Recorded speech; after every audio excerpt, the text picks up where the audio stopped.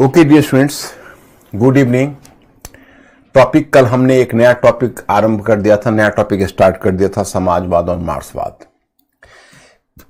आप part third में चल रहे और पार्ट थर्ड में आपने औद्योगिक क्रांति कवर कर ली और औद्योगिक क्रांति करने के बाद पहला सब पार्ट वही था, दूसरा सब पार्ट आपका समाजवाद और मार्क्सवाद है और तीसरा सब पार्ट नया साम्राज्यवाद होगा और चौथा सब पार्ट प्रथम विश्व युद्ध फर्स्ट वर्ल्ड वॉर होगा। इन चारों के बीच एक संबंध है, इंटीग्रेशन है। तो ये चारों को आप कवर करने दीजिए, फिर मैं आपको डायग्राम भी बना दूंगा।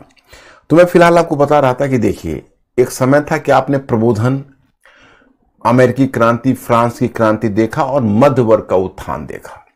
तो उसमें एक नवीन विचारधारा से आप परिचित हुए, वो था उदारवाद। उदारवाद के ही चचेरे भाई के रूप में, कजन ब्रदर के रूप में राष्ट्रवाद का विकास हुआ। तो उदारवाद और राष्ट्रवाद ये दो मध्यवर्गीय विचारधारा बनी रही। आपको यह भी ध्यान है कि एक समय था कि निम्न वर्ग अपने लीडरशिप के लिए, नेतृत्व के लिए मध्य वर्ग के पीछे पीछे चलता था। बहुत उम्मीद से फ्रांस की क्रांति में भी निम्न वर्ग ने मध्यवर्गीय नेतृत्व की तरफ देखा था और फिर वही मध्य वर्ग ने 1830 की क्रांति, 1848 की क्रांति में भी निम्न वर्ग देखता रहा था। लेकिन इस बीच निम्न वर्ग अभी उतना ज्यादा ऑर्गेनाइज नहीं हुआ था। लेकिन जब औद्योगिक क्रांति आई तो औद्योगिक क्रांति ने पूंजी के द्वारा श्रम के शोषण की समस्या को दृष्टिपथ पर लाया। वो बहुत ही एक प्राथमिकता क्रम में ला दिया और यहीं से एक नवीन विचारधारा के रूप में समाजवाद का विकास हुआ। तो देखिए, मैं आपको यह कहना चाहता हूं कि समाजवाद में भी दो रुख हैं। एक है समाजवाद जिसको आप कहते हो आरंभिक समाजवादी, और दूसरा कहते हो वैज्ञानिक समाजवाद, जिस वैज्ञानिक समाजवाद का मतलब हुआ मार्क्सवाद। इसमें भी थोड़ा फर्क है। अब देखिए, समाजवाद कहता है समानता की बात करता है। समानता की बात इतिहास में कोई नई नहीं थी। जीन जैक्विस रूसो ने बहुत पहले समानता की बात उठाई थी। उसने कहा था कि सभी लोग समान हैं क्योंकि सभी प्रकृति की संतान हैं। सभी लोग समान हैं क्योंकि सभी प्रकृति की संतान है। अब फ्रांस की क्रांति के मध्य भी आपने देखा था कि एक विचारधारा के रूप में समाजवाद विकसित हो रहा था। लेकिन सही मायने में एंड प्रैक्टिकली सोशलिज्म एक आधुनिक विचारधारा के रूप में सोशलिज्म का जो वास्तविक विकास हुआ है औद्योगिक क्रांति के बाद हुआ है। और औद्योगिक क्रांति के बाद, क्योंकि औद्योगिक क्रांति के क्रम में जो पूंजी के द्वारा श्रम के शोषण की समस्या उत्पन्न हुई है, उसने समाजवाद के विकास का रास्ता तैयार किया है। तो आपको मैंने अपने मैटर में जो कवर करवाया है, आपको याद कर लो, समाजवाद कोई इतिहास में विचारधारा नई नहीं थी, आपने पढ़ा होगा। फिर यहां पर एक चीज मैंने डील किया, आपको बताऊं। एक आता उदारवादी और आरंभिक समाजवादी। तो उनके बीच समानता क्या है और असमानता क्या है, तो पहले मैं ये चीज आपको क्लियर कर दूं। हाँ, इन लोगों का क्वेश्चन का आंसर भी तो होना है क्या? होमवर्क के बारे में पूछ रहे हैं। अभी बताइए, आप लोगों ने क्वेश्चन का आंसर किया था या नहीं किया था? हाँ या ना, बताइए।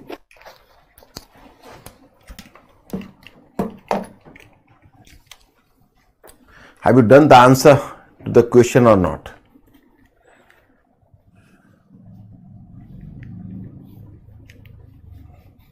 क्या अंकुर, क्या बोल रहे हैं मेरे स्टूडेंट?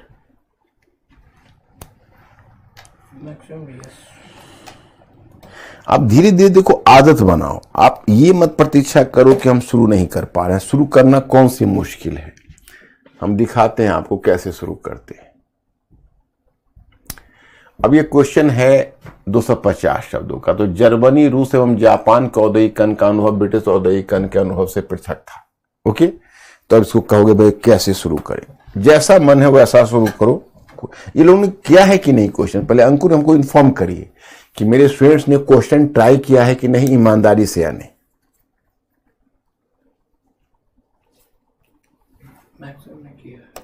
ओके, अब देखिए, ये क्वेश्चन है तो इसमें कैसे शुरू करें, ये आपका है। मैं देखो,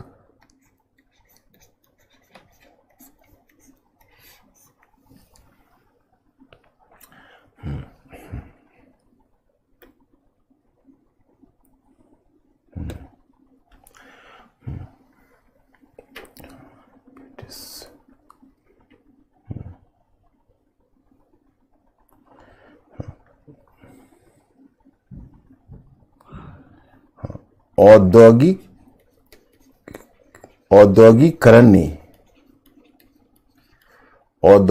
ने उत्पादन के क्षेत्र में एक नई क्रांति लाई।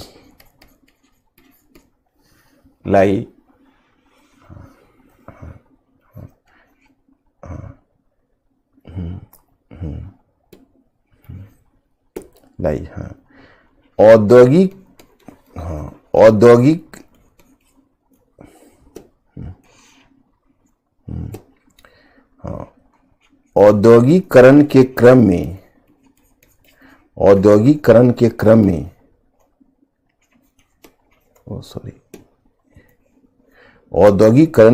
में मानव श्रम को मशीन ने विस्थापित किया,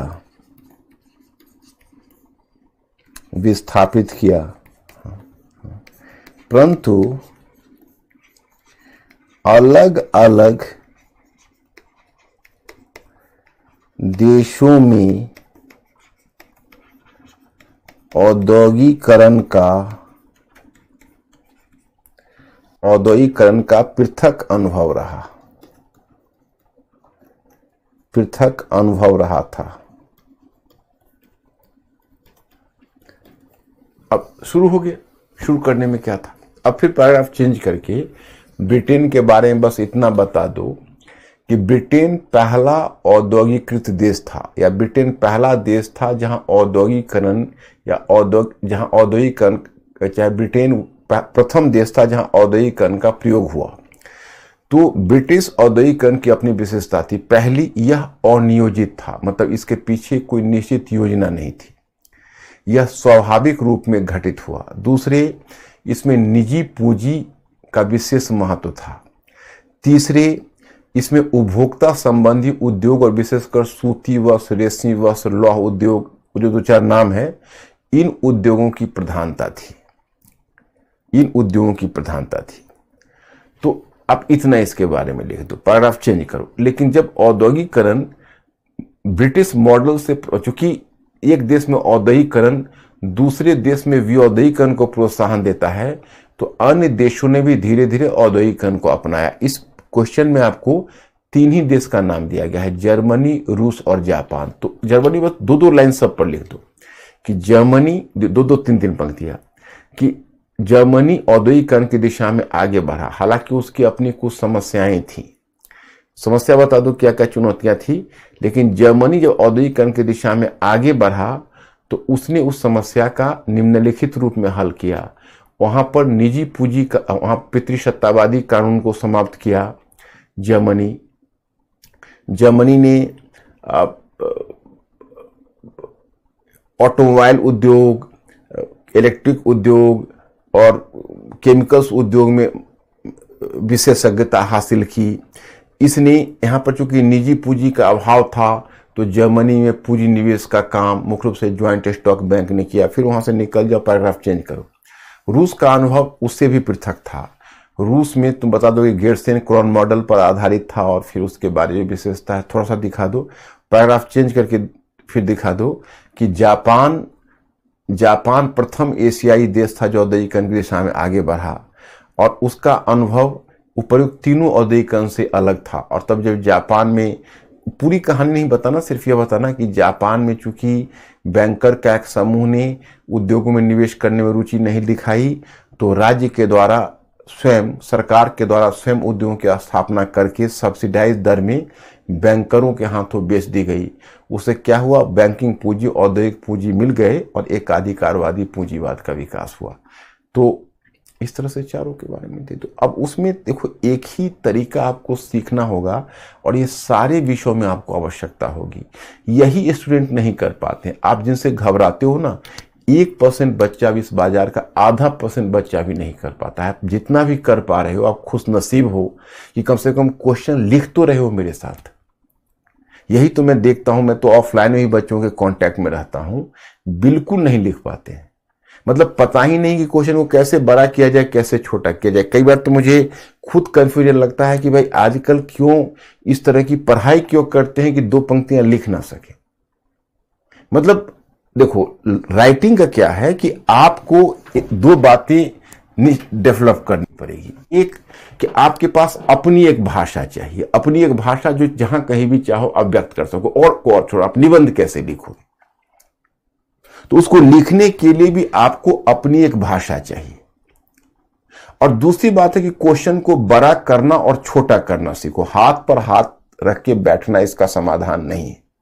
आप मेरे साथ आगे बढ़ो, क्योंकि वर्ल्ड हिस्ट्री में प्रीलिम्स का काम नहीं है तो मेंस का काम है मुझे कराने का विशेष अवसर मिल रहा है। तो राइटिंग पर मैं मेंस के राइटिंग पर खास ध्यान दे रहा हूं। जो कल्चर पढ़ाऊंगा तो फिर मुझे प्रीलिम्स का भी दबाव पड़ जाएगा और मेंस का भी दबाव पड़ जाएगा, दोनों को मैं साथ लेकर चलूंगा। तो आप ऐसा करो कि आप इसमें मेरे साथ आप कोप अप करिए और साथ साथ बढ़ते चलिए। कुछ बच्चे कह रहे हैं कि 250 वर्ड से ज्यादा लिख देते हैं। कोई बात नहीं है, 300 शब्द लिखते हो, अभी लिखो, कम हो जाएगा। लिखना तो सीखो, लिखना सीखो, फिर धीरे धीरे खुद कम हो जाएगा।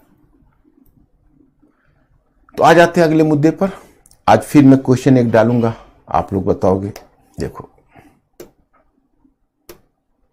देखिए, अब हम आपको बता रहे थे कि आप लोग समाजवाद पर आए, तो इसी क्रम में बता रहा था कि जैसे आरंभिक समाजवादी, तो ये आरंभिक समाजवादी, उदारवादी और आरंभिक समाजवादी में जैसे क्या हुआ कि जब औद्योगिकरण,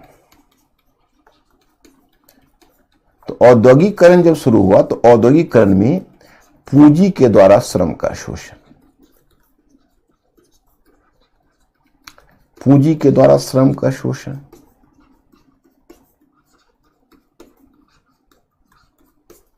ये पूंजी के द्वारा श्रम का शोषण हुआ। मजदूरों की दशा कितनी खराब हुई, मैंने आपको बताया था ब्रिटेन में ही कि मैनचेस्टर और लंदन में जीवन प्रत्याशा 21 वर्ष और 70% तक कम होकर आ गई थी। तो जब मजदूरों की इतनी दशा खराब हुई तो उनकी इस दशा पर विचार करने के लिए पहले मध्यवर्गीय बुद्धिजीवी ही सामने आए। मध्यवर्गीय बुद्धिजीवी ही सामने आए, उन्होंने पूंजी के द्वारा श्रम के शोषण की समस्या को उठाया। तो अब इसी पर यह मुद्दा बन गया कि देखिए, अब एक विचारधारा थी उदारवाद, उदारवाद जो मध्य वर्ग की विचारधारा है, मध्यवर्गीय विचारधारा उदारवाद है, इसमें कोई डाउट तो आपको नहीं है, आप तो प्रबोधन के समय से ही देखते आ रहे हो। और दूसरी विचारधारा है आरंभिक समाजवाद। तो मुद्दा यह उपस्थित हुआ कि भाई उदारवादी विचारधारा भी मध्य वर्ग ने दी और आरंभिक समाजवादी विचारधारा में से भी मध्य वर्ग ही जुड़े, तो इन दोनों के बीच समानता क्या है, पहले समानता देखें फिर असमानता भी देखेंगे। तो समानता वहां पर 2 लिखा हुआ मिलेगा, आप बिल्कुल ही क्लियर हो जाओगे, वहां पर लिखा हुआ मिलेगा, दूसरा नहीं, बस ये दूसरे पेज में ही आपको समानता और असमानता दिया हुआ है, कहीं और जाने की आवश्यकता नहीं। तो आप समानता में देखते हो कि दोनों में समानता यह है कि उदारवाद और आरंभिक समाजवाद दोनों की सामाजिक पृष्ठभूमि मध्य वर्ग ने तैयार किया, यह पहली समानता है। दूसरी समानता है कि उदारवादी भी शांतिपूर्ण परिवर्तन में विश्वास करते थे, क्रांति में विश्वास नहीं करते थे, और आरंभिक समाजवादी भी शांतिपूर्ण परिवर्तन में विश्वास करते थे, सुधार में विश्वास करते थे, क्रांति में विश्वास नहीं करते थे। ये दोनों में 2 समानता के बिंदु है, दोनों मध्यवर्गीय पृष्ठभूमि से हैं और दोनों शांतिपूर्ण ढंग से परिवर्तन चाहते हैं। लेकिन असमानता भी, असमानता का बिंदु क्या है मैं बताता हूं। जैसे देखिए, असमानता के बिंदु यह है कि उदारवाद है, मैं एक प्रश्न करना चाहूंगा, मेंटली अलर्ट हो जाओ, क्योंकि यही जरिया है। और मिस्टर अंकुर आप जानते ही हो कि हम लोगों के बीच ब्रिज है। तो हमारा प्रश्न यह है कि एक टर्म आता है उदारवाद और दूसरा टर्म आता है आरंभिक समाजवाद, और दोनों के बीच हमें असमानता का बिंदु ढूंढना है। तो मैं पहले आपसे एक प्रश्न पूछना चाहूंगा कि अब तक जो मैंने आपको उदारवाद पढ़ाया है वह उदारवादी चिंतक एक राज्य की शक्ति को बढ़ाना चाहते हैं या राज्य की शक्ति को कम रखना चाहते हैं, सीमित रखना चाहते हैं। अब मैं उसको कोड दे रहा हूं। अगर राज्य की शक्ति को बढ़ाना चाहते हैं कोड ए, और राज्य की शक्ति को सीमित रखना चाहते हैं कोड बी। जल्दी टाइप करिए, ए या बी।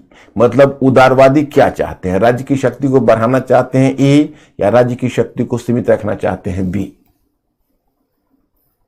B fast.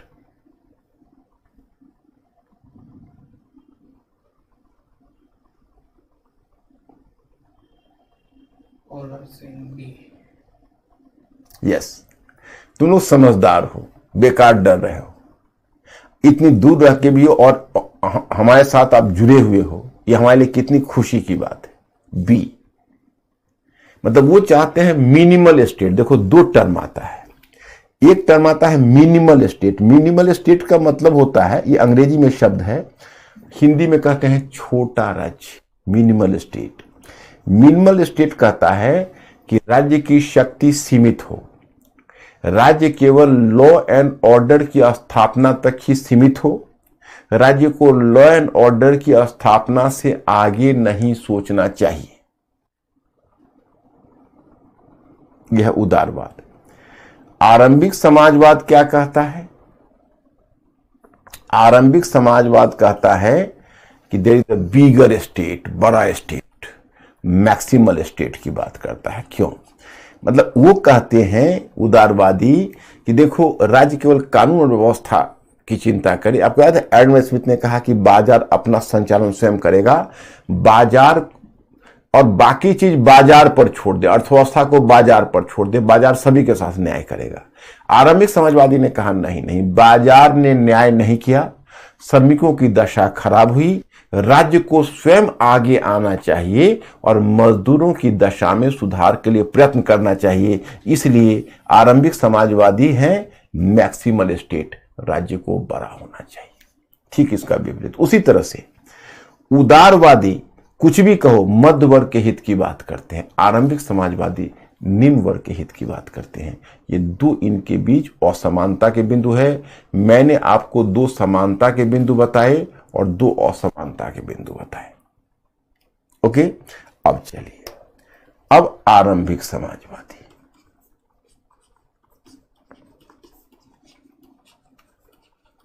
देखिए, अब जो समाजवाद शब्द का जो प्रयोग पहले शुरू हुआ, यह प्रयोग सबसे पहले फ्रांस में आरंभ हुआ। यह प्रयोग सबसे पहले फ्रांस में आरंभ हुआ 1830 के दशक में। और जो आरंभिक समाजवादी, उसमें ज्यादातर फ्रेंच थिंकर हैं। उसमें एक है सेंट साइमन,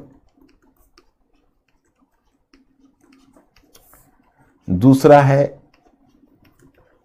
चार्ल्स फॉरियर,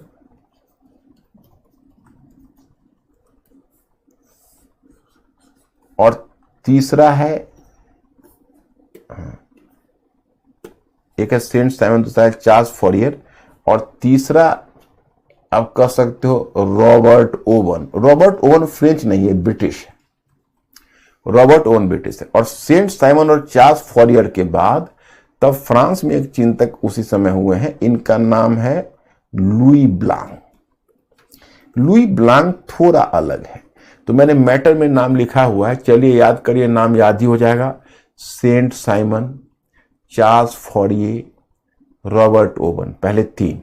फिर ये सेंट साइमन, चार्ल्स फॉरियर, ये है, इसको फॉरियर अंग्रेजी में बोलते हैं, हिंदी में फोड़िए बोलते हैं। फॉरियर प्रोनाउंस होता है फॉरियर। चार्ल्स फॉरियर और रॉबर्ट ओवन, ये हैं।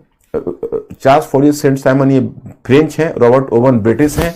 और एक बात मैं और भी बताऊं आपको कि जो लुई ब्लांक है, वो लुई ब्लांक भी फ्रेंच है, लेकिन लुई ब्लांक थोड़ा सा रियलिस्टिक है। अब देखो सेंट साइमन क्या बोलता है,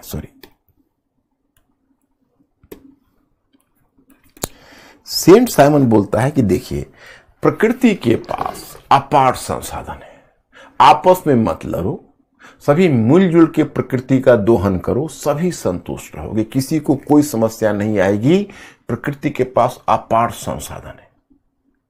और उसी ने यह नारा दिया कि प्रत्येक कोष की क्षमता के अनुसार से, प्रत्येक कोष की आवश्यकता के अनुसार from each according to his capacity to each according to his work, sorry, प्रत्येक को उसकी क्षमता के अनुसार से, प्रत्येक को उसके कार्य के अनुसार, प्रत्येक को उसके कार्य के अनुसार, मतलब from each according to his capacity to each according to his work. मतलब कहने का अर्थ यह है कि देखिए, अब कोई मान लो किसी के पास कैपेसिटी है लेकिन वो बैठा हुआ है और बैठ के खा रहा है, नहीं चलेगा। आप जितना काम करोगे उतना मिलेगा आपको। तो ये बन गया समाजवादियों का नारा शुरू में। और वो एक लीग ऑफ जस्ट नामक संस्था बनाई। उस संस्था का, इसका जो नाम था सेंट साइमन का, उसका नाम था लीग ऑफ जस्ट। और लीग ऑफ जस्ट नामक जो संस्था है, आगे कार्ल मार्क्स भी इसका मेंबर बना था लीग ऑफ जस्ट का। दूसरा है चार्ल्स फॉरियर। देखो, अब सेंट साइमन और चार्ल्स फॉरियर में फर्क यह है कि सेंट साइमन औद्योगिकरण का समर्थक है, वो नगरीय जीवन और औद्योगिकरण का समर्थन करता है। केवल कहता यह है कि नगरीय जीवन और औद्योगिकरण में आपको चिंता नहीं करनी है, सबको सुविधा मिलेगी बशर्ते सभी मिलजुल कर उत्पादन करिए। चार्ल्स फॉरियर कहता है नहीं, अगर आप चाहते हैं कि शोषण से बचे तो आप नगरों में मत रहिए, आप ग्रामीण क्षेत्र में जाइए, गांव में बसिए या कस्बे में बसिए और मिलजुल कर खेती करिए। उस सहकारी खेती की बात चार्ल्स फॉरियर बोलता है। चार्ल्स फॉरियर ने एक योजना दी, उस योजना को कहते हैं फलांग्स। फलांग्स का मतलब हुआ कृषकों का समूह। उसने कहा कि लगभग 1600 किसानों को समूह बनाना चाहिए, 1600 किसानों का समूह होना चाहिए और उनको मिलजुल कर 5000 एकड़ भूमि की खेती करनी चाहिए और उस खेती से जो आमदनी होती है वो आमदनी आपस में बांट लेना चाहिए। तो ये जो फलांग्स का कॉन्सेप्ट है, यूरोप में तो सफल नहीं हो सका क्योंकि यूरोप में तो वैसे भी उतनी भूमि नहीं थी, भूमि की अधिकता नहीं थी। अमेरिका में, संयुक्त अमेरिका में कुछ हद तक हुआ। रॉबर्ट ओवन का नाम मैंने गलत लिख दिया। रॉबर्ट ओवन ये एक अलग तरह का थिंकर है। ये थोड़ा सा आप देखोगे, ये अलग इसलिए है क्योंकि रॉबर्ट ओवन स्वयं उद्योगपति है, स्वयं पूंजीपति है और उद्योगपति होने के बावजूद भी इसने एक एक्सपेरिमेंट किया। कहाँ किया? तो स्वयं स्कॉटलैंड में एक फैक्ट्री इसने बनाई और उस फैक्ट्री में इसने मजदूरों के काम के घंटे कम कर दिए, उनके वेतन और अन्य सुविधाएं बढ़ा दी और उसे यह देखकर आश्चर्य हुआ कि इससे उत्पादन कम होने के बजाय और भी उत्पादन बढ़ गया। तो उत्पादन बढ़ गया तो उसको बहुत इस बात से कॉन्फिडेंस आया। उसने कहा कि देखिए, संतुष्ट श्रमिक ही वास्तविक श्रमिक है। अगर श्रमिक संतुष्ट होगा तो उत्पादन ज्यादा करेगा और आपको मुनाफा ज्यादा होगा। आप ये गलतफहमी त्याग दीजिए कि आप मजदूरों को उनका हक काटेंगे, उससे आपका उत्पादन बढ़ेगा।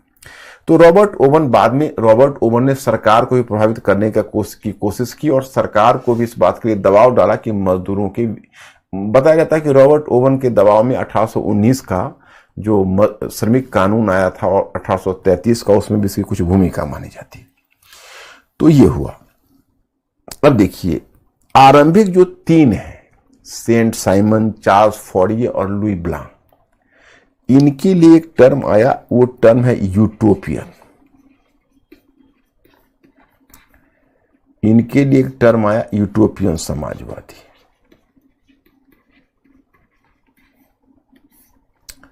एक टर्म यूटोपियन समाजवादी आई। अब ये यूटोपियन शब्द से आप घबराना नहीं, पहले भी शायद मैं आपको कभी यूटोपियन बताया होगा, लेकिन चलो एक बार फिर बताते हैं।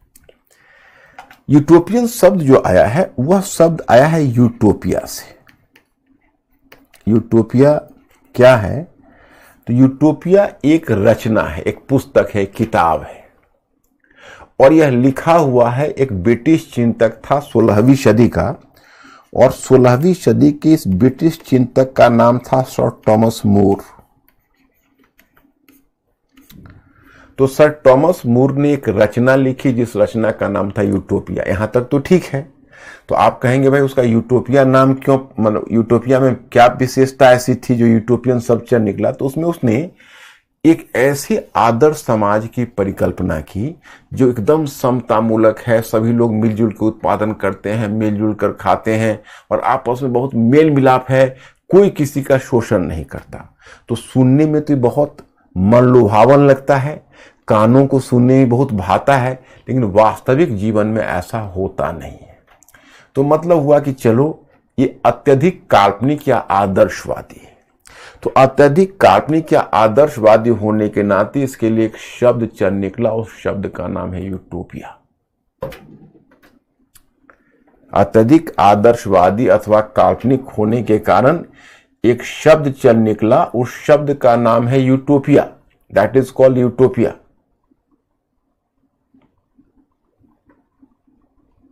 सर टॉमस मूर का।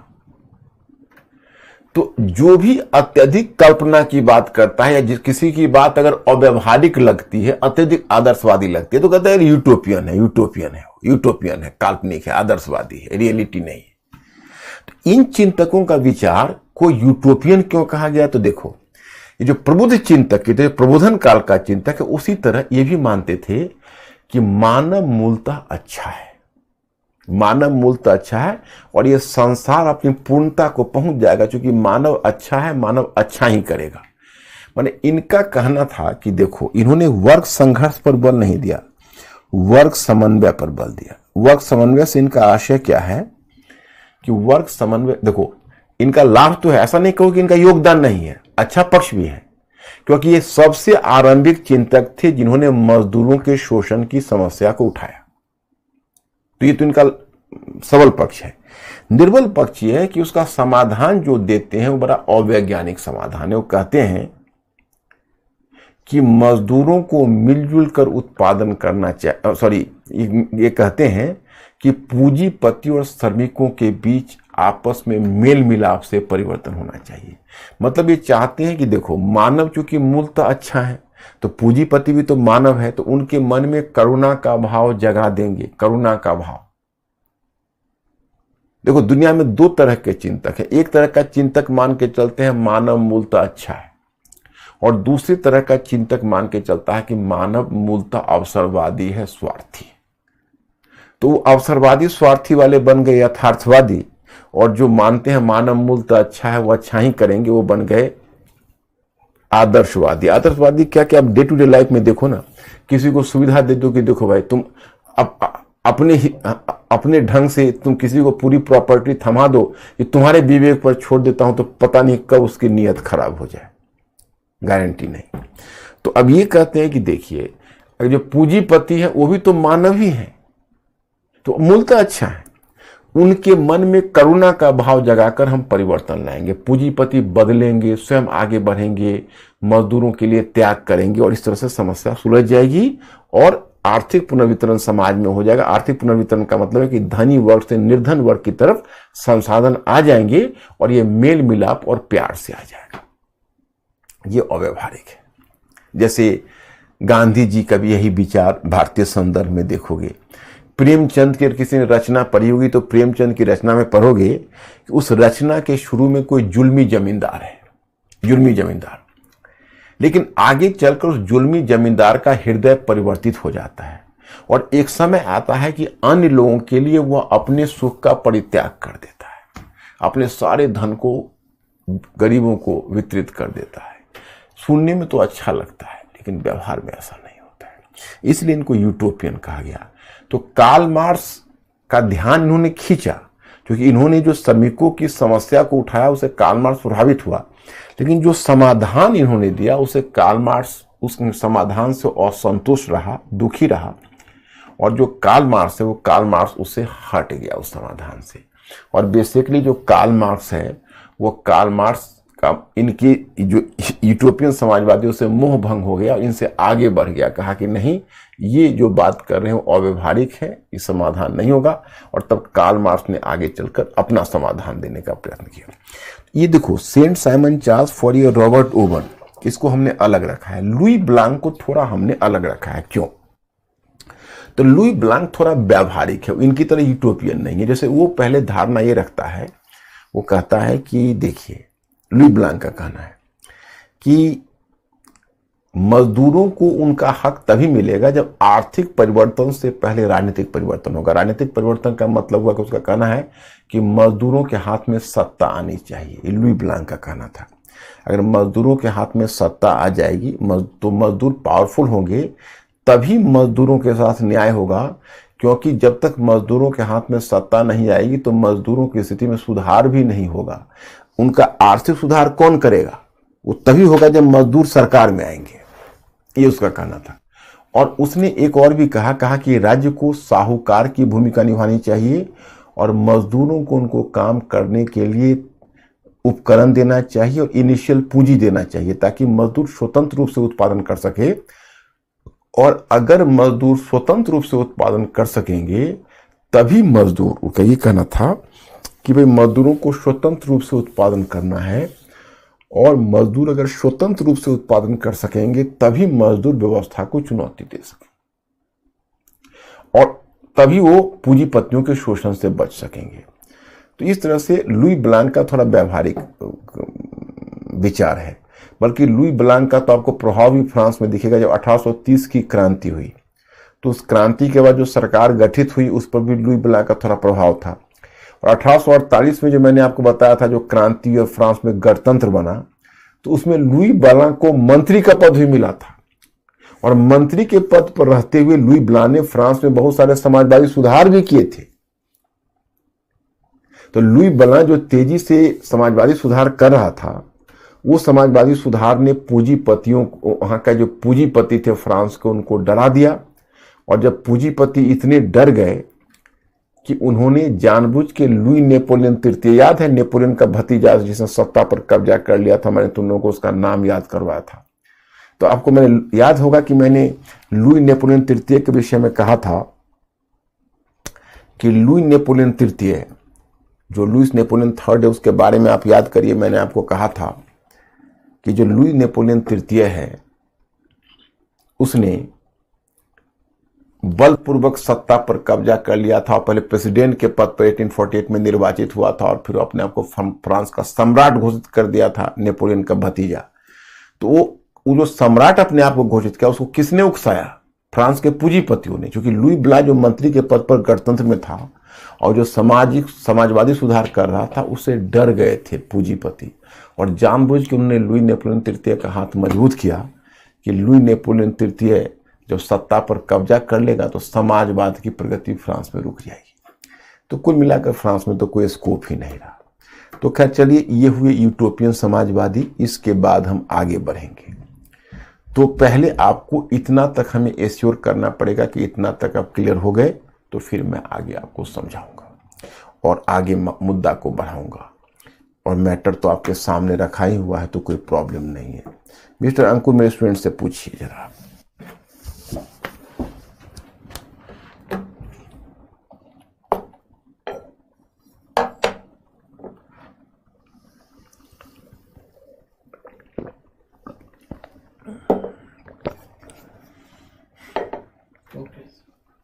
ओके है, ओके। अब देखो मैं स्टूडेंट्स, तब अब तुमको तो मैंने पहले,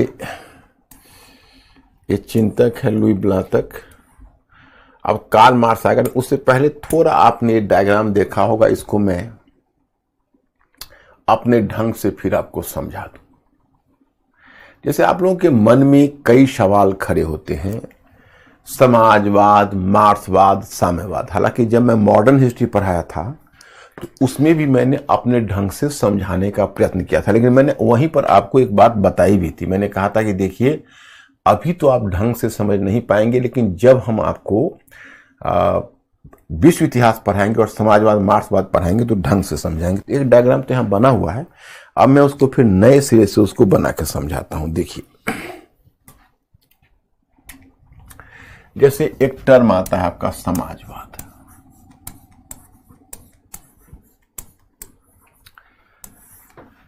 तो पहली बात आपके मन में यह आएगी कि भाई समाजवाद और मार्क्सवाद क्या है। तो कुल मिलाकर देखो, मैं व्यावहारिकता के तौर पर बताता हूं कि समाजवाद और मार्क्सवाद का संबंध बनाते हुए तुम यही कह सकते हो कि समाजवाद और मार्क्सवाद में वही संबंध है जो एक भारतीय और पंजाबी में है, एक भारतीय और बंगाली में है, एक भारतीय और बिहारी में है, एक भारतीय और यूरोपियाइट में है। मतलब कि समाजवाद एक बृहत्तर परिकल्पना है, समाजवाद एक बृहत्तर परिकल्पना है। और जो साम्यवाद है, जो मार्क्सवाद है, वो मार्क्सवाद उसी का एक भाग है। मैंने समाजवाद ऑल इंक्लूसिव है, उसी के अंदर मार्क्सवाद है। तो इसको आप जैसे समाजवाद का मोटे तौर पर मतलब होता है कि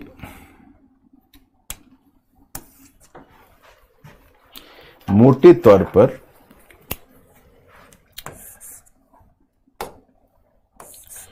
उत्पादन एवं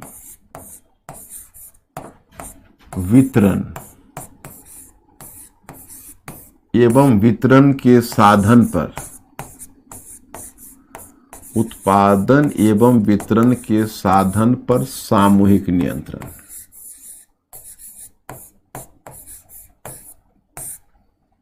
सामूहिक नियंत्रण मतलब जैसे उत्पादन और वितरण का साधन हो, उस पर केवल कुछ व्यक्तियों का नियंत्रण ना हो, उत्पादन और वितरण के साधन पर सामूहिक नियंत्रण हो, सभी का नियंत्रण हो।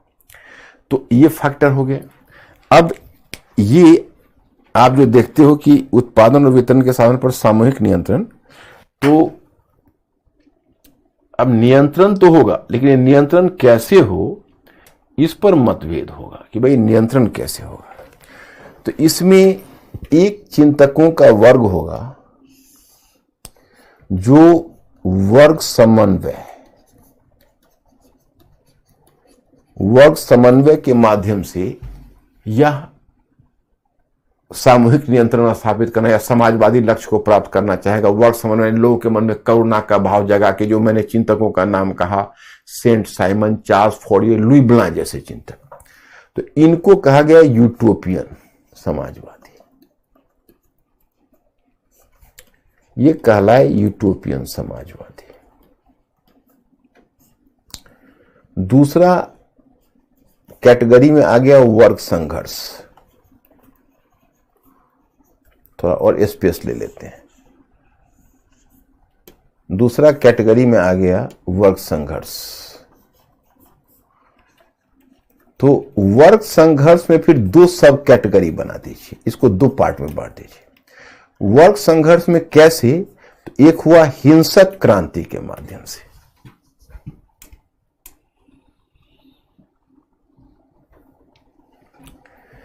एक हुआ हिंसक क्रांति के माध्यम से। तो हिंसक क्रांति के माध्यम से हुआ, यह कहलाया वैज्ञानिक समाजवाद। वैज्ञानिक समाजवाद, और यही वैज्ञानिक समाजवाद है मार्क्सवाद।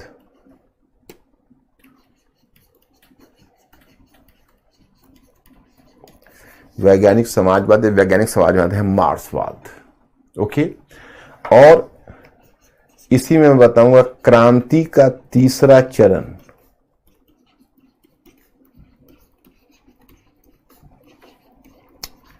क्रांति का तीसरा चरण यह है साम्यवाद। क्रांति का तीसरा चरण, ये तीसरा चरण है साम्यवाद। और एक है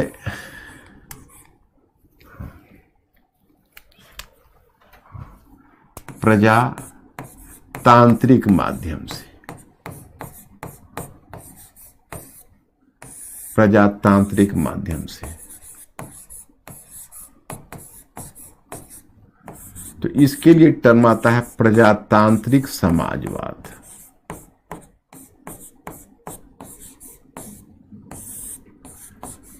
इसके लिए टर्म आता है प्रजातांत्रिक समाजवाद।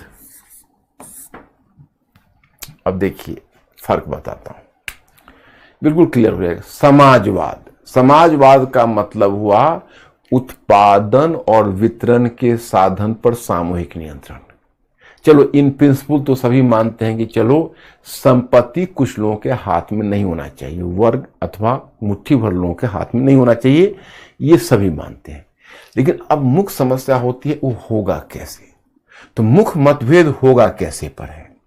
तो उसमें कुछ चिंतकों का एक ऐसा वर्ग है जो ऐसा कहता है कि ऐसा होगा वर्ग संघर्ष के, ऐसा कहते हैं वर्ग समन्वय के माध्यम से। जैसे मैंने आपको Saint Simon, Charles Fourier, Louis Blanc जैसे नाम बताए। उनका कहना है कि जो पूंजीपति है उनके मन में करुणा का भाव जगाकर हम यह परिवर्तन ला सकते हैं, मन में करुणा का भाव जगाकर। दूसरी तरफ जैसे वो कहते हैं कि भाई पूंजीपति के मन में करुणा का भाव जगाकर, तो दूसरी तरफ मैं आपको बताना चाहता कि जब वो इस तरह की बात करते हैं तो दूसरी तरफ मतलब वो कहते हैं कि पूंजीपति वर्ग के मन में करुणा का भाव जगाकर और मजदूरों को स्वेच्छा से स्थिति में सुधार करेंगे। कार्ल मार्क्स को इस बात से बड़ी एलर्जी होती है। कार्ल मार्क्स बहुत ज्यादा इस बात से रिपल्सिव है, बहुत ज्यादा उसको मोह भंग होता है, वो बहुत ज्यादा इस बात को डिसलाइक करता है। क्या आप बेकार का समाधान दे रहे हैं, समाधान तो उचित नहीं है। तो कार्ल मार्क्स कहता है कि नहीं, ये वर्ग संघर्ष पर बल देता है कि वर्ग संघर्ष के माध्यम से होगा। समन्वय और संघर्ष में अंतर यह है कि संघर्ष में हमको लड़ना पड़ेगा, छीनना पड़ेगा, माने हमको मतलब जबरन बदलना। वर्ग संघर्ष कहता है कि वो प्यार से नहीं देंगे, हृदय परिवर्तन वगैरह नहीं होगा, उनको देने के लिए विवश करना होगा। लेकिन अब देने के लिए विवश करना होगा, इसमें भी दो समूह हो गए।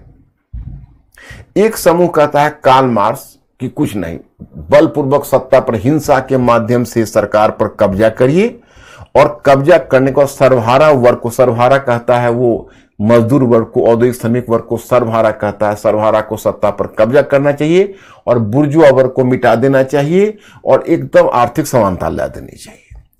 तो ये उसका ये लक्ष्य। दूसरा तरह का है वर्ग संघर्ष में एक दूसरा कैटेगरी है, वो कहते हैं कि नहीं ऐसा मत करिए। दूसरा कैटेगरी जो वर्ग संघर्ष का है, क्या टेम्परेचर है, एक और बढ़ाओ तो हमको लगता है धीरे धीरे नेचुरल हो जाता है। तो एक जो दूसरा समूह है, दूसरा कैटेगरी है, वो दूसरा कैटेगरी कहता है कि देखिए उनको प्यार से तो नहीं मानेंगे, उनको बदलना पड़ेगा, लेकिन नहीं, हिंसा नहीं, प्रजातांत्रिक संस्थाओं के माध्यम से, पॉलिटिक्स के माध्यम से, संसद के माध्यम से कानून बनाकर उनकी अतिरिक्त संपत्ति ले देना चाहिए और निर्धन में वितरण होना चाहिए। इसके लिए प्रजातांत्रिक तरीका अपनाना चाहिए। तो ये कहलाया प्रजातांत्रिक समाजवाद, यही कैटेगराइजेशन है। अब देखिए कार्ल मार्क्स में, देखिए कार्ल मार्क्स कहता है हिंसक क्रांति। तो मैं आपको बताऊं कि कार्ल मार्क्स ने मजदूर या श्रमिकों के लिए सर्वहारा शब्द का प्रयोग किया है। आप लोग मेंटली अलर्ट रहना, क्योंकि अटेंशन को बनाए रखना मुश्किल होता है। और पता विजुअलाइज कर रहा हूं कि आप लोग बहुत गंभीर होकर सुन रहे हो, कहीं ऐसा न हो कि बेड पर सोए हुए सुन रहे होगे और इसको कम गंभीरता से ले रहे होगे। ये सब बहुत इंपॉर्टेंट चीजें हैं, इसको सुनना चाहिए। एक क्लास में से 1 घंटे 20 मिनट में आपको समय मांगता हूं, और उस 1 घंटे 20 मिनट में मुझे आपका टोटल अटेंशन चाहिए।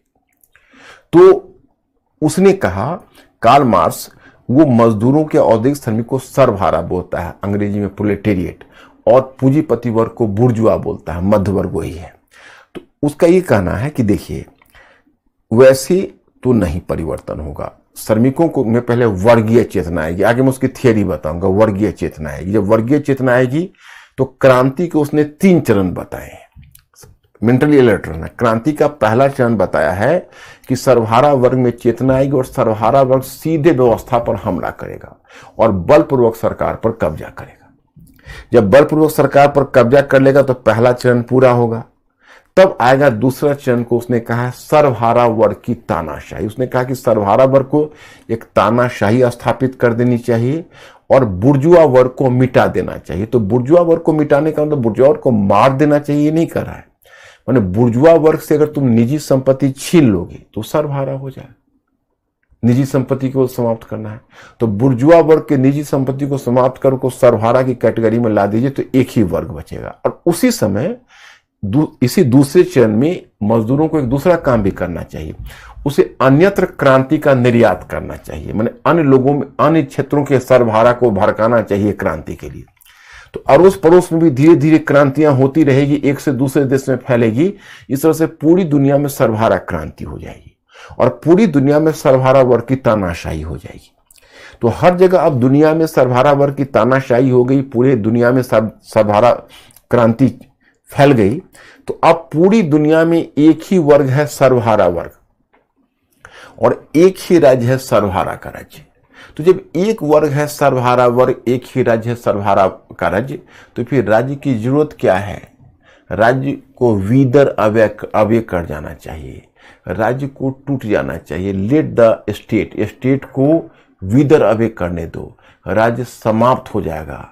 और राज्य समाप्त हो जाएगा तो पूरी दुनिया में एक ही वर्ग रह जाएगा सर्वहारा वर्ग, और एक ही राज्य रह जाएगा सर्वहारा का राज्य। ये जो तीसरा चरण है ये कार्ल मार्क्स का यूटोपिया था, ऐसा व्यवहार में कभी नहीं आया। तो 2 चरणों में ही क्रांति रह गई। अब सुनिए, आपके मन में आता है सर कम्युनिज्म क्या है, साम्यवाद क्या है, मार्क्सवाद है, साम्यवाद क्या है?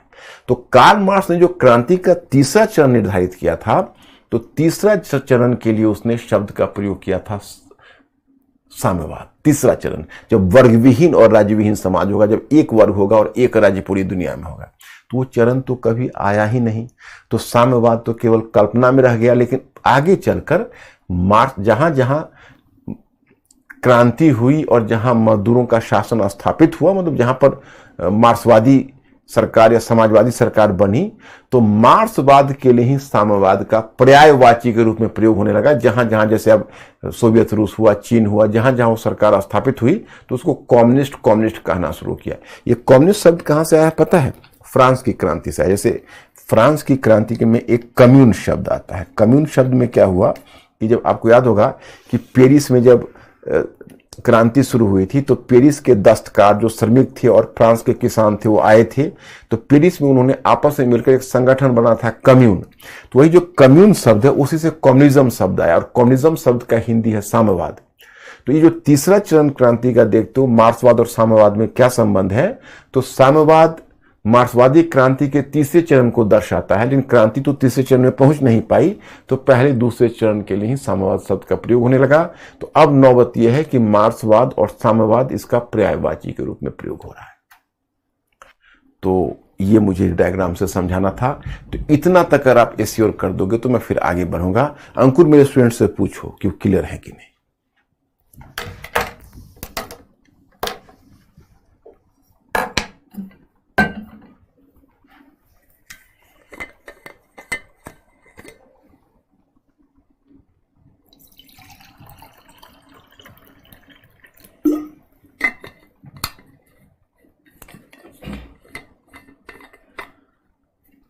यस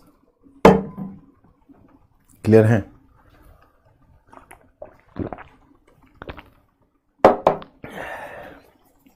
चलिए, अब मैं आपको वाकिफ कराता हूं मार्क्सवाद से।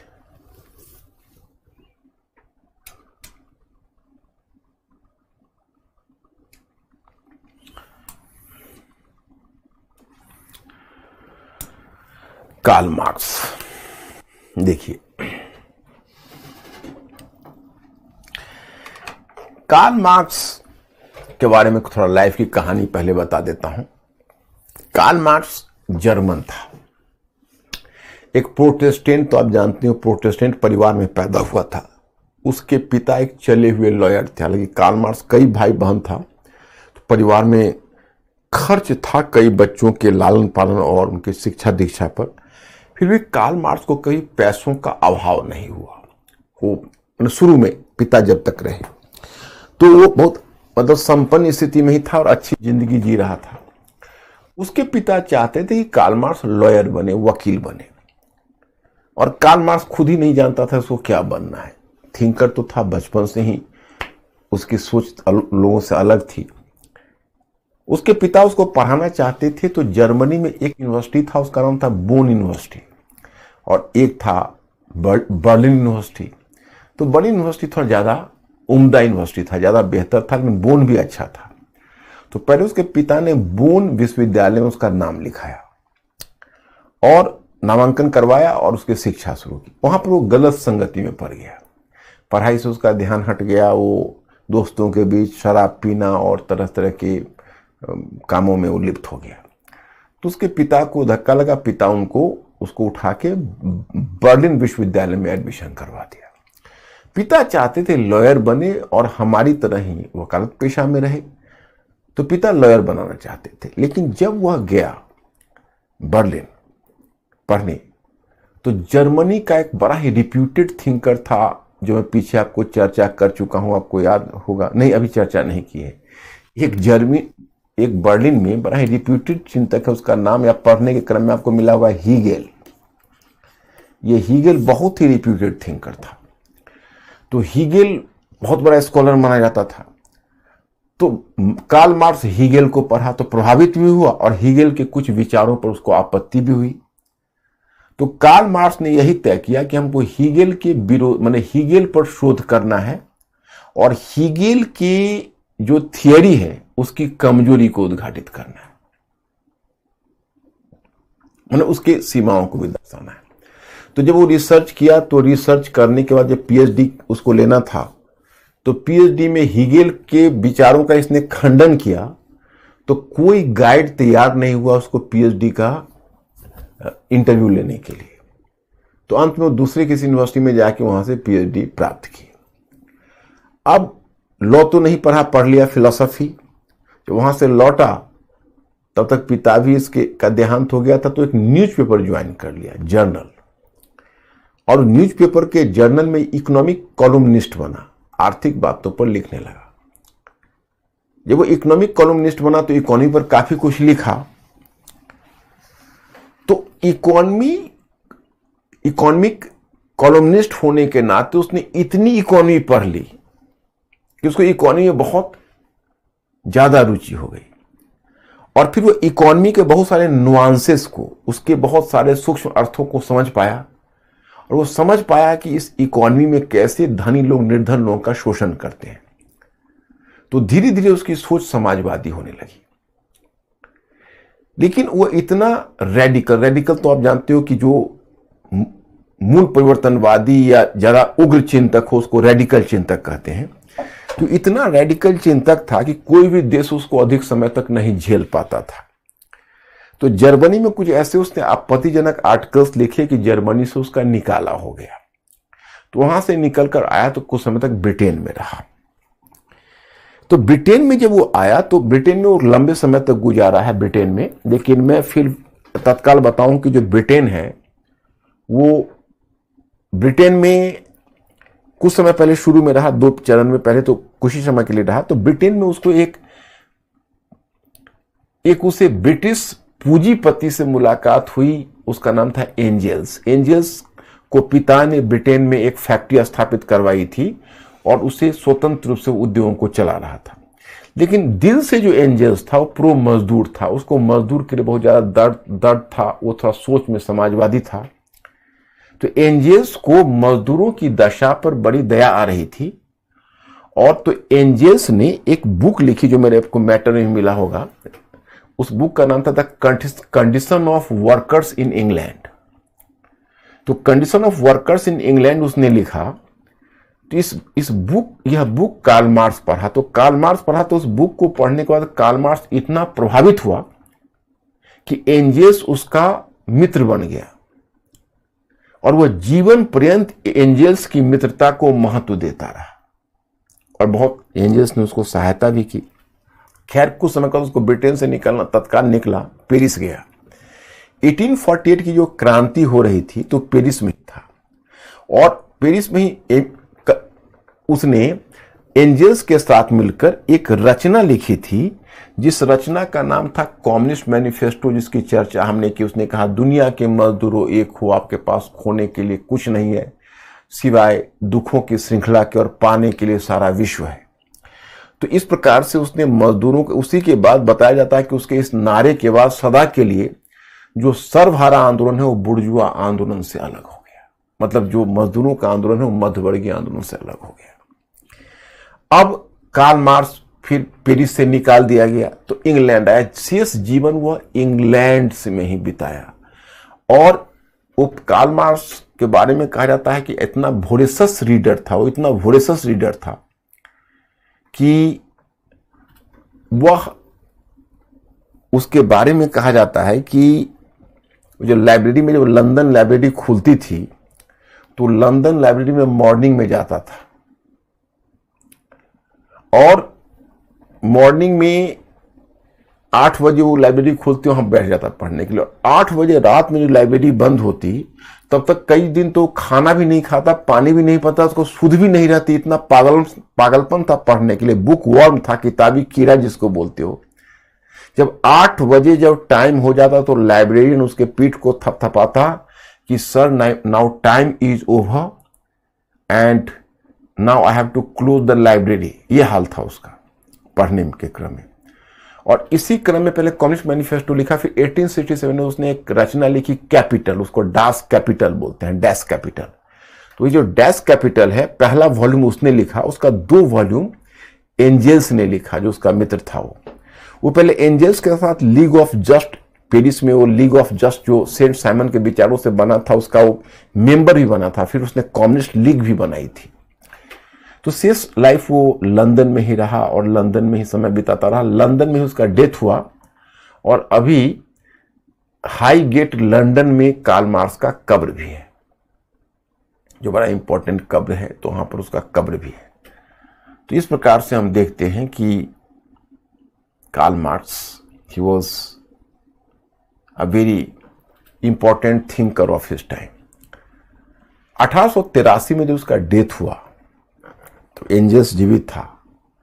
तो कार्ल मार्क्स के कब्र पर आपको लिखा मिलेगा कि अब तक दार्शनिकों ने केवल संसार की व्याख्या की है, परंतु अब समय आ गया है संसार को बदलने का। अब चलिए मैं आपको कार्ल मार्क्स के विचारों से अवगत कराता हूं। कई तरह की थियरी है। कार्ल मार्क्स की थियरी को समझना थोड़ा चुनौतीपूर्ण है, लेकिन आप लोग इतने ब्रिलियंट हैं और मेरा विश्वास है कि, और मैं आपको उतनी ही तत्परता से, उतनी ही सुगमता से समझाने का प्रयत्न करूंगा। आप बिल्कुल हमें निराश नहीं करेंगे। और मैं एक एक विचार को समझाने के बाद आपसे पूछूंगा, मिस्टर अंकुर हमारा ब्रिज बनेंगे, आप ओके करेंगे, फिर हम आगे बढ़ेंगे। तो चलिए, पहला है पूंजीवादी संबंधों की संपूर्ण अस्वीकृति और आत्मालोभ की अवधारणा, जैसे the theory of self alienation.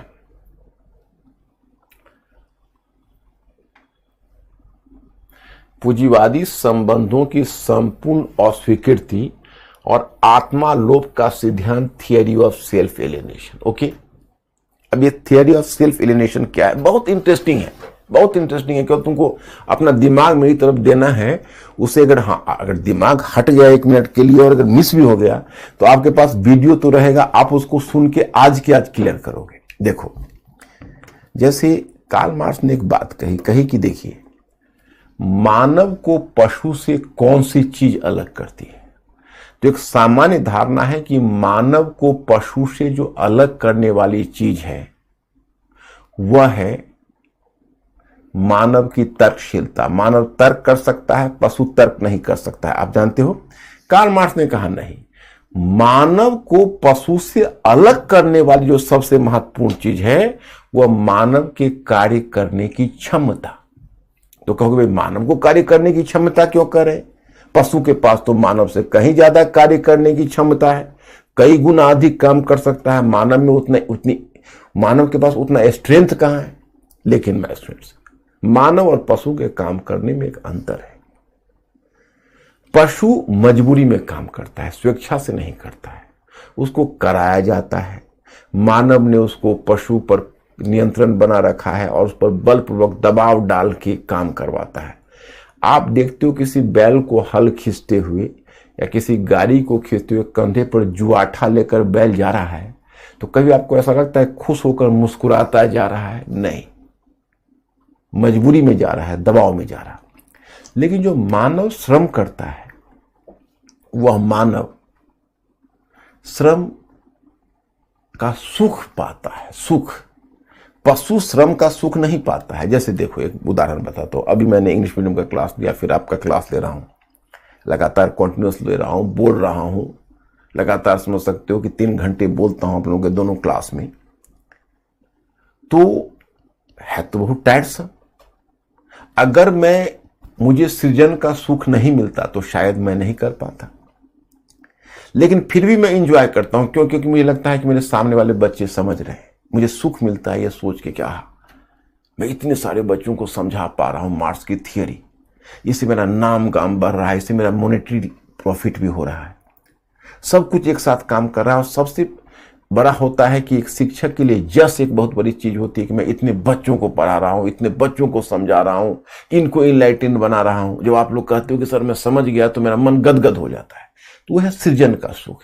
ये सुख पशु को नहीं मिल सकता। आपको देखिए, आप लोग भी कहीं और से बहुत व्यवस्था बस आप होंगे बैठे हुए, कोई अन्य काम छोड़ के, और फिर भी टकटकी ला के मेरी बातें सुन रहे हैं। आप डर से नहीं सुन रहे हैं, आप सुख से सुन रहे हैं, क्योंकि आपको आईएएस अधिकारी बनना है।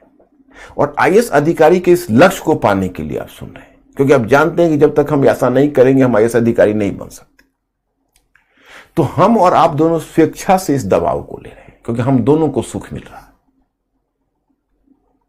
तो मैं आपको यह बताना चाहता कि कार्ल मार्क्स का कहना है कि जो मानव होता है, वो मानव जब कार्य करता है तो उसको सृजन, उसको क्रिएटिव, अंग्रेजी में कहते हैं क्रिएटिव जॉय, और हिंदी में कहते हैं सृजन का सुख। ये सब देखो, मैंने मैटर, पहले मैं मैटर देता हूं तब लेक्चर लेता हूं। क्यों?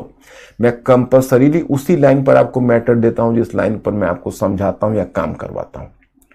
क्योंकि अगर मैं वो मैटर नहीं देता तो मुझे स्वयं भरोसा नहीं होता कि पता नहीं अभी लोग पढ़ेगा, रखेगा या कहीं रास्ते में फेंक देगा। तो क्रिएटिव जॉय का मतलब हुआ सृजन का सुख।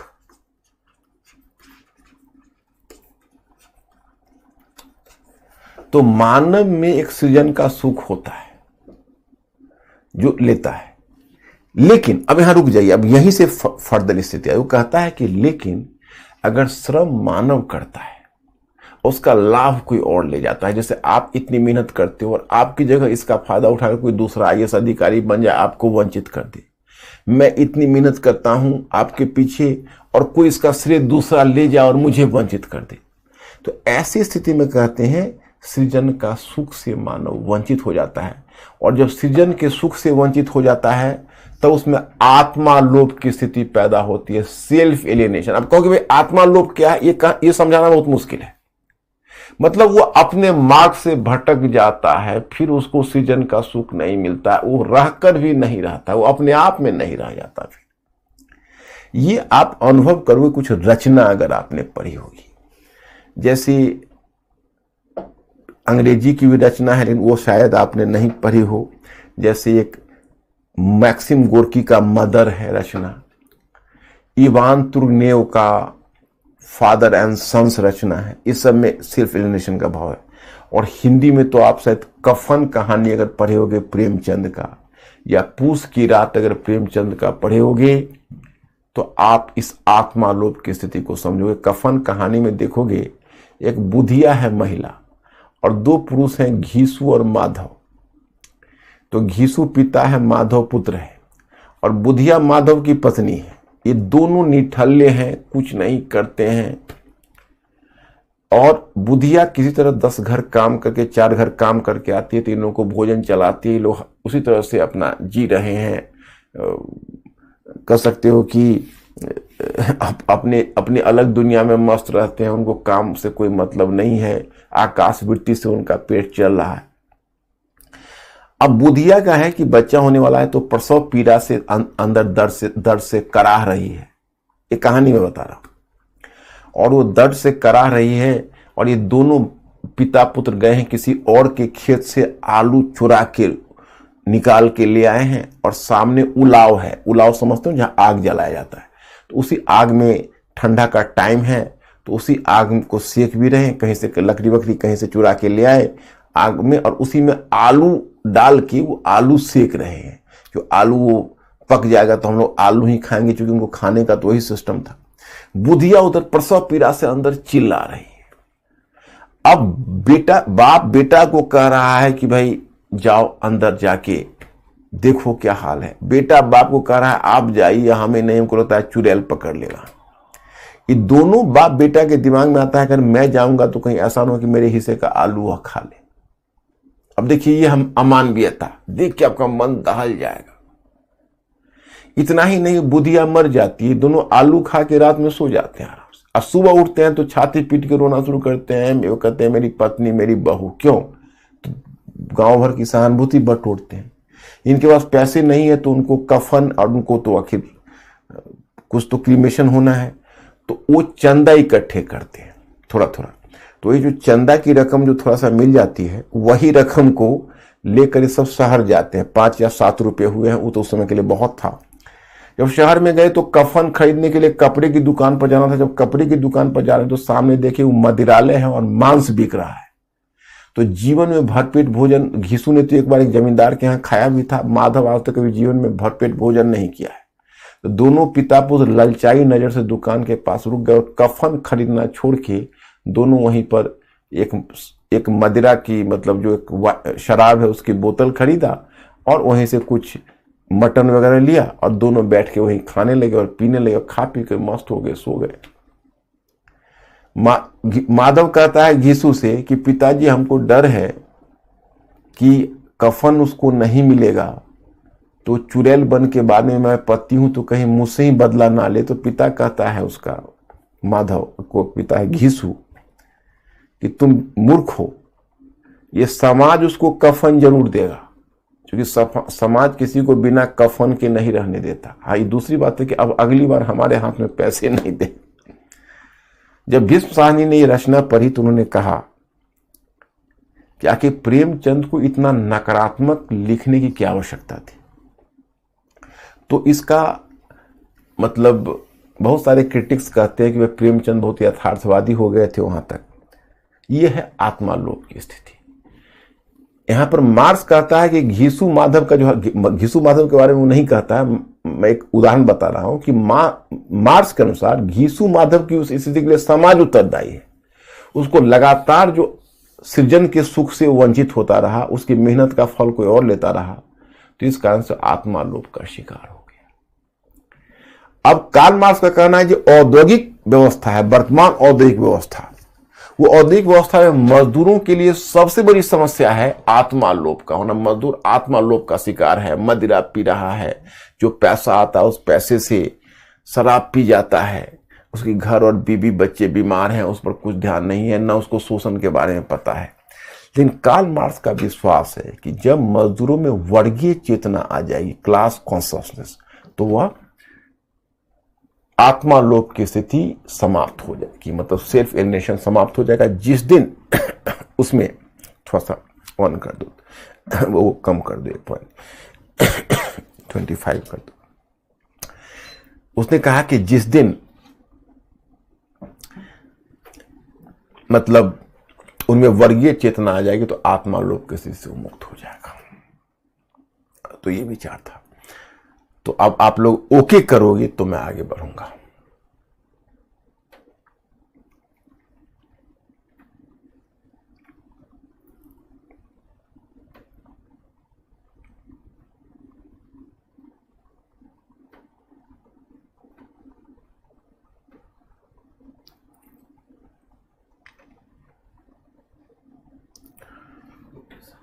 ओके, ठीक है। अब दूसरा विचार लाता हूं।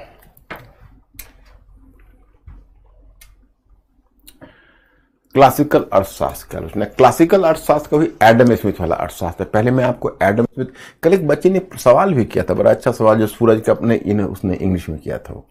तो एडम स्मिथ ने क्या कहा है और कार्ल मार्क्स ने उसका कैसे खंडन किया है, ये मैं सेंटेंस ही पढ़ के बताता हूं तो आपको समझ में आ जाए। जैसे मुक्त अर्थव्यवस्था की अवधारणा किसकी है, तो एडम स्मिथ की है। तो एडम स्मिथ ने मुक्त अर्थव्यवस्था की अवधारणा रखी थी। इसके निम्नलिखित पहलू थे। एक, बाजार अपने आंतरिक नियमों से परिचालित होता है, वह है मांग और पूर्ति के नियम। उत्पादक, उपभोक्ता और श्रमिकों के हित में प्राकृतिक रूप से सामंजस्य होता चलता है।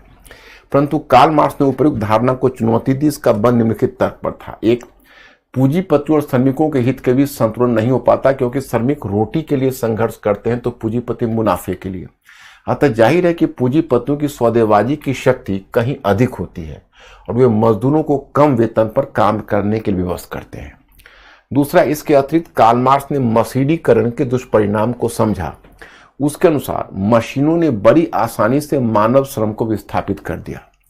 इस कारण श्रमिकों की सौदेबाजी की शक्ति और भी कम हो गई। अतः एडम स्मिथ, जिसने मुक्त अर्थव्यवस्था कहते हैं, वास्तव में वो मुक्त अर्थव्यवस्था नहीं होती, बल्कि पूंजीपतियों के एकाधिकार पर आधारित अर्थव्यवस्था होती है। अब क्या है मैं बताता हूं। देखो, पीछे शायद आपको याद हो गया ना, मैंने आपको बताया था कि जैसे जो एडम स्मिथ है, एडम स्मिथ के क्लासिकल अर्थशास्त्र के अनुसार बाजार एक नेचुरल संतुलन से चलता है, स्वाभाविक संतुलन से, माने विभिन्न जो स्टेक होल्डर्स है उनके हितों के बीच नेचुरल संतुलन हो जाता है। तो उसमें मैंने बताया कि एक होता है उत्पादक, दूसरा श्रमिक और तीसरा उपभोक्ता। इनके बीच संतुलन कैसे बनता है? उपभोक्ता। तो उसका कहना है कि देखो, इन तीनों के हितों के बीच नेचुरल संतुलन होता है और मार्केट स्वयं चलाता है, इसमें हस्तक्षेप मत करिए। जैसे उत्पादक अगर अपने वस्तु का बहुत ज्यादा मूल्य रखेंगे तो उपभोक्ता नहीं खरीदेंगे। तो उत्पादक का जो हित है उपभोक्ता के हित से नेचुरली संतुलित हो जाता है। और अगर उपभोक्ता उत्पादक को उनको उचित मूल्य नहीं देंगे, अगर उपभोक्ता उत्पादक को उनका उचित मूल्य नहीं देंगे तो उत्पादक उत्पादन नहीं करेंगे। वो कहेंगे ठीक है तो मैं अपनी फैक्ट्री बंद कर लेता हूं। तो उपभोक्ता की मजबूरी है कि वो उत्पादक को उतना पैसा जरूर देने के लिए तैयार हो जिससे उनको मुनाफा हो। तो दोनों के हित परस्पर जुड़ गए। श्रमिकों के बारे में कहा कि उत्पादक अगर श्रमिकों को उनका उचित तनख्वाह नहीं देंगे तो श्रमिक काम पर नहीं आएंगे, और अगर श्रमिक बहुत ज्यादा तनख्वाह मांगेंगे तो उत्पादक उनको नहीं हायर करेंगे, दूसरे श्रमिक को हायर कर लेंगे। तो तीनों के हित आपस में नेचुरली संतुलित होते हैं, कोई बाहरी शक्ति को हस्तक्षेप करने की आवश्यकता नहीं है। कार्ल मार्क्स इसको अस्वीकार कर देता है। कार्ल मार्क्स कहता है कि देखिए ये बिल्कुल गलत है।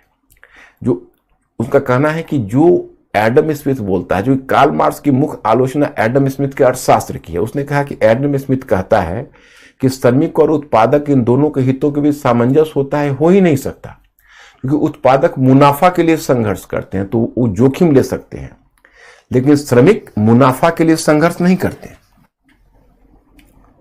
उत्पादक मुनाफा के लिए संघर्ष करते हैं और जो श्रमिक हैं वो रोटी के लिए संघर्ष करते हैं।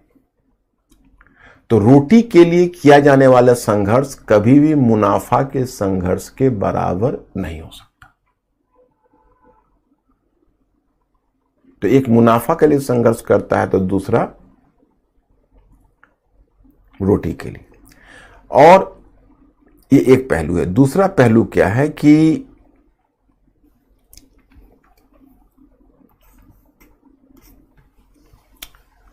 दूसरा पहलू यह है कि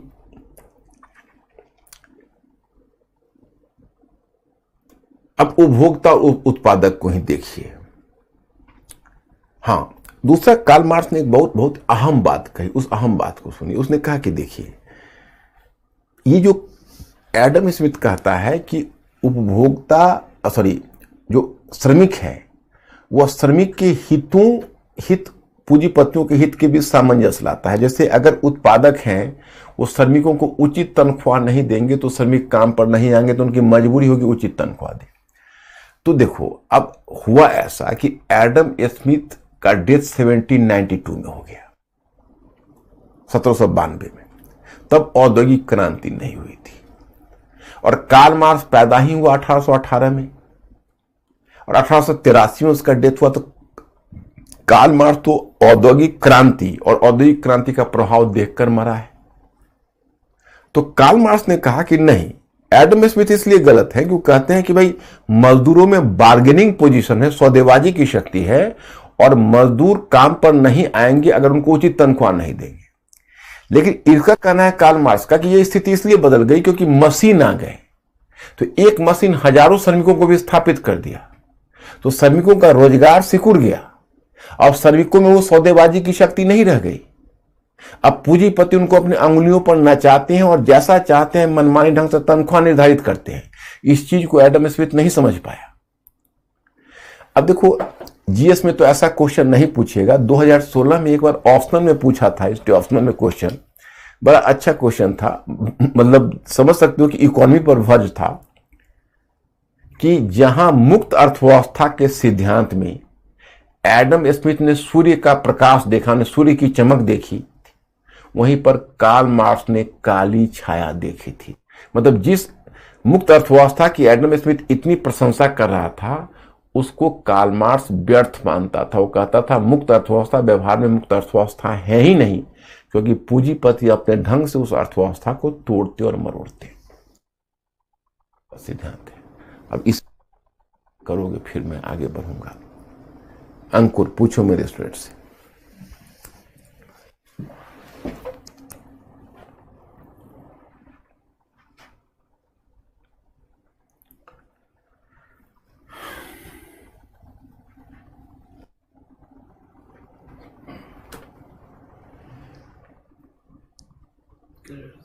ओके, तो अब तक मैंने आपको 2-3 बातें बताई है। एक बताई है पहले कार्ल मार्क्स की जो थियरी है, उसमें मैंने पहले आपको बताई है आत्मालोभ की अवधारणा, सेल्फ एलिमिनेशन, आत्मालोभ यानी आत्मालोभ की अवधारणा। दूसरा मैंने बताया है क्लासिकल अर्थशास्त्र की आलोचना।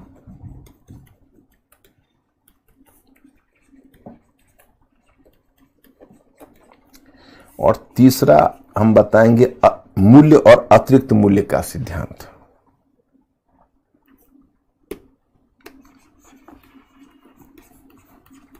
मूल्य एवं अतिरिक्त मूल्य का सिद्धांत, ये तीसरा देखिए क्या है। जैसे इसका ये कहना है, जैसे ये बात तो खैर क्लासिकल अर्थशास्त्री ने कहा था। जैसे इसने कहा कि देखो, जैसे कच्चे माल है, कोई कच्चे माल है, जैसे मान लीजिए ये लकड़ी है, इस लकड़ी को आप कलम का रूप देते हो, तो कच्चे माल है, उसके बारे में वो कहता है कि जब किसी कच्चे माल में जब लेबर जुड़ता है, जो श्रम है, वह किसी वस्तु को अतिरिक्त मूल्य देता है। जैसे कच्चे माल है, लेकिन लेबर इसको एक कलम बना दिया, तो कलम बना दिया, तो पहले कच्चे माल में लकड़ी थी, सपोज करिए लकड़ी थी, इस लकड़ी की कीमत बाजार में 5 रुपए थी, तो अब कलम बन गई, तो इसकी कीमत बन गई 25 रुपए। तो उसका कहना है कि जब श्रम इसमें जुड़ जाता है, तो श्रम में यह क्षमता होती है कि वो किसी कच्चे माल को एक आकार देकर उसमें अतिरिक्त मूल्य जोड़ देता है। जैसे ये कच्चे माल लकड़ी थी, उसमें आकार देकर उसने और उसको शेप करके उसने 25 रुपए का 5 रुपए से 25 रुपए का बना दिया, तो 20 रुपए यहां अतिरिक्त मूल्य है। तो कार्ल मार्क्स का कहना है कि एक जो श्रमिक है, वह कच्चे माल को एक निश्चित रूप देकर उसको उसमें उसके मूल्य में अतिरिक्त मूल्य जोड़ता है, लेकिन वो जो अतिरिक्त मूल्य है उनमें अधिकांश भाग पूंजीपति स्वयं हड़प लेते हैं और बेचारे मजदूरों को बहुत कम देते हैं। जैसे अगर 20 रुपए मिलेगा तो 18 रुपए पूंजीपति हड़प लेंगे और मजदूरों को मात्र 2 रुपए देंगे। इससे क्या होता है कि मजदूरों का जो जीवन स्तर है वो नीचे गिरता जाता है, और उस अतिरिक्त मूल्य को हड़पने के कारण उनकी पूंजी बढ़ती जाती है, और फिर वह पूंजी दूसरे क्षेत्र में निवेश करते हैं, और दूसरे क्षेत्र में पूंजी निवेश करके दूसरे क्षेत्र में पूंजी निवेश करते हैं, और पूंजी निवेश करके फिर नए मजदूरों के शोषण का रास्ता तैयार कर देते हैं। यही है उसका अतिरिक्त मूल्य का सिद्धांत। तो अब इसमें आपको ओके करना पड़ेगा कि हम ओके हैं कि नहीं।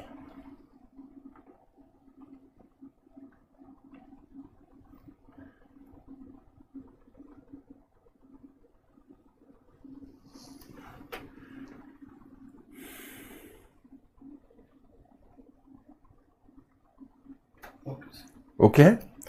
अब मैं स्टूडेंट्स एक क्वेश्चन आपको पहले दे देता हूं, होमवर्क मंडे के लिए।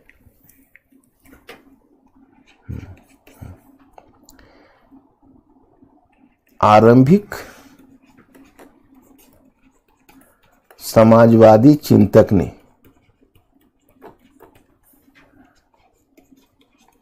ने पूंजी के द्वारा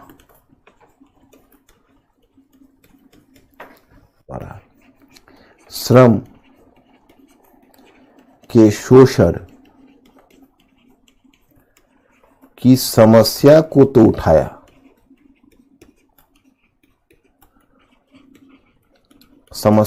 उठाया, परंतु वे उसका समाधान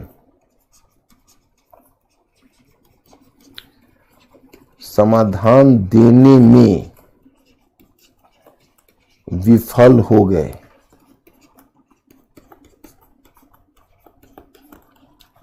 उसका समाधान देने में विफल हो गए, परीक्षण कीजिए। परीक्षण कीजिए। आरंभिक समाजवादी चिंतकों ने, कर दो, चिंतकों ने, आरंभिक समाजवादी चिंतकों ने पूंजी के द्वारा श्रम के शोषण की समस्या को तो उठाया, परंतु उसका समाधान देने में विफल हो गए। परीक्षण कीजिए। 150 शब्द, यही क्वेश्चन ट्राई करना है। अब बताइए, हो जाएगा? My students please give me the assurance, हो जाएगा?